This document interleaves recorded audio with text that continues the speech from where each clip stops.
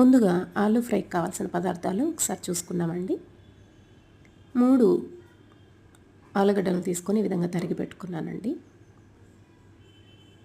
తర్వాత 2 ఉల్లిపాయలను ఈ విధంగా తరిగి పెట్టుకున్నాను. కరివేపాకు కొద్దిగా, 1 స్పూన్ పసుపు పొడి, 1 స్పూన్ ధనియాల పొడి, 1.5 స్పూన్ ఉప్పు, 1 స్పూన్ కారపొడి, 2 స్పూన్ల ఆయిల్, 1 స్పూన్ జీలకర్ర, 1 స్పూన్ ఆవాలు, 2 వెల్లుల్లి రెబ్బలు, 3 ఎండుమిర్చి. ముందుగా స్టవ్ వెలిగించుకొని బాణలి ఉంచుకొని ఆయిల్ వేసుకోవాలి.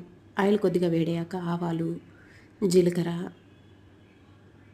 వెల్లుల్లి రెబ్బలు, ఎండుమిర్చి వేసుకోవాలి. ఇలా 2 నిమిషాలు ఉంచిన తర్వాత ఉల్లిపాయలను వేసేసుకోవాలి.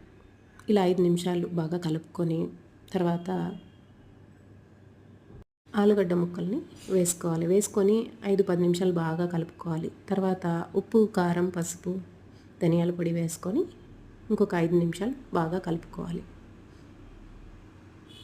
ఇలా కలుపుకున్న దాని తర్వాత సన్న మంట మీద ఉంచుకొని కరివేపాకు వేసుకొని ఇంకొక 5 నిమిషాలు బాగా కలుపుకోవాలి.